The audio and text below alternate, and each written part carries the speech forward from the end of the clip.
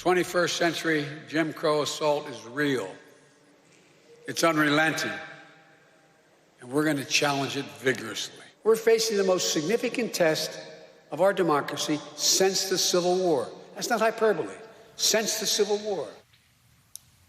That speech took place just last week when President Joe Biden delivered that urgent message from the National Constitution Center in Philadelphia.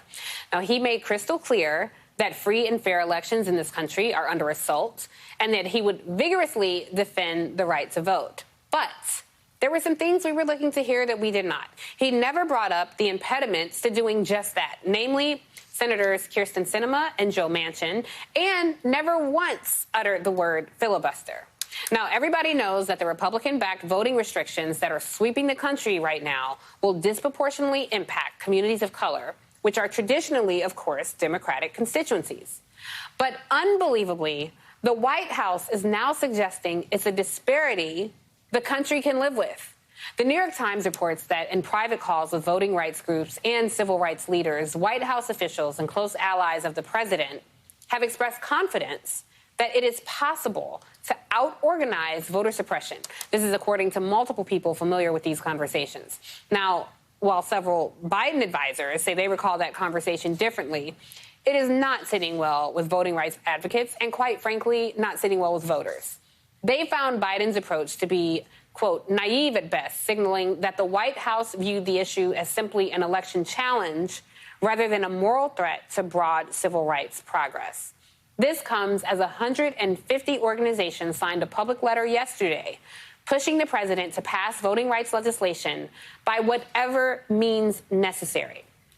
We also saw Congressman Hank Johnson from my neck of the woods and others get arrested yesterday while protesting for voting rights with the group Black Voters Matter.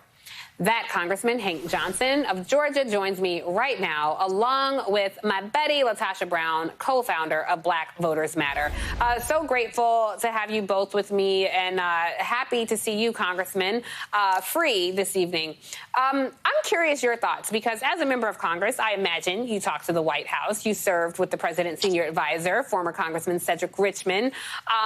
In these conversations, do you get the impression that the White House is doing everything within their power to protect voting rights in this country? Well, I'm going to give you a straight answer. No. And I'm sorry about that, but I remain hopeful that this administration, Joe Biden, president, will come to his senses, get away from the sentimentalism of the past, of how the Senate used to work and how the members used to consort with each other and work things out over a drink and a cigar. Those days are long over. These folks are trying to kill us right now as far as our right to vote. They're trying to kill our democracy. And no amount of organizing can overcome the wrongfulness of suppressing votes in a democracy. We either have a democracy or we don't. And if everyone can't vote in this country, if some can't vote because of their race, then this is not a true democracy. So we're actually in a fight, Tiffany, for democracy. It's being attacked by those who would take away our vote.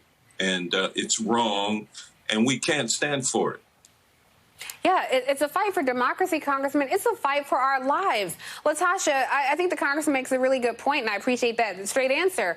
Given when he talks about, Joe Biden is thinking about the good old days when they could make a deal over a cigar. Guess what? The good old days were the bad old days for us. We didn't benefit from that time. We were getting hanged from trees and lynched for trying to vote. So as somebody who's still on the front lines, fighting these battles, trying to protect democracy, trying to save the country from itself again, what's your take and what's your expectation of the federal government as we square off with somebody or with a group of people who intend to impede our rights as American citizens?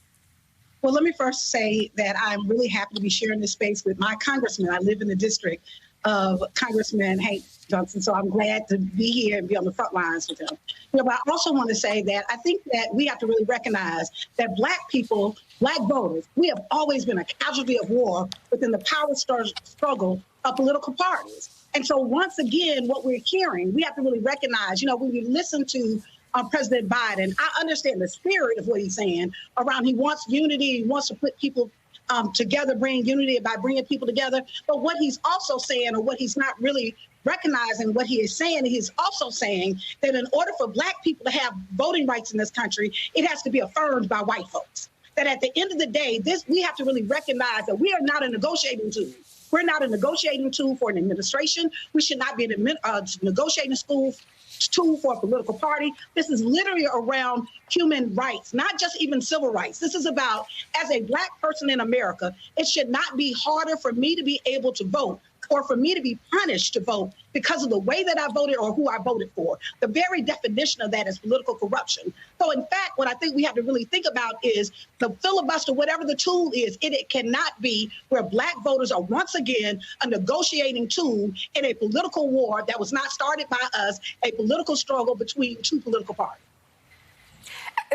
I mean, you give me goosebumps every single time you talk about this, LaTosha. So you put it in such important context. And so, Congressman, I will kick it back to you, because the thing that I don't think enough people realize, this is not just about voting rights. If you narrow the path to the ballot box, this casts a dark shadow over a lot of things. In Texas, Governor Greg Abbott is using this to limit abortion rights, to ban the teaching of critical race theories in public schools, to put in place new border security policies, to restrict transgender athletes from competing in sports. I mean, this is what this all entails.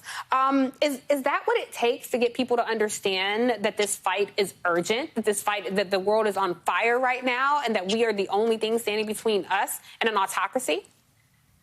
Well, Tiffany, I don't know if enough people understand the danger that we are in. Your last segment about abortion and how the only people who will, in a new medieval society that they seek to impose upon us, the only people who will be able to have freedom over their bodies are white women because they have money.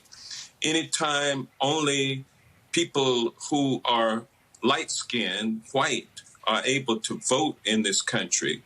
I mean, these subjects are of immediate threats to us. I mean, to everyone. And if everyone does not start feeling a sense of urgency about taking some action, and that's why I'm so happy to be with LaTosha today, because she's a woman of action. She takes action. Yesterday, I was able to take some action to come out of my comfort zone, but it's going to take more than Hank Johnson and LaTosha Brown and Joyce Beatty and others to come out of their comfort zones and to confront this evil that is right there in front of our face and is ready to choke us to death unless we can show that we're not going to lay down and let it happen. We're actually going to seize control. This is our country. We built this country. And so, you know, nobody has a claim to it bigger and better than us. And so it's up to us now to save this country, if not just for ourselves, but for our fellow man. Yes, as our friend Angela Rice says, we built this country for free, mind you. So thank you, Congressman Hank Johnson, for the work that you do. You mentioned Congresswoman Joyce Beatty, chair of the Congressional Black Caucus, who also got arrested.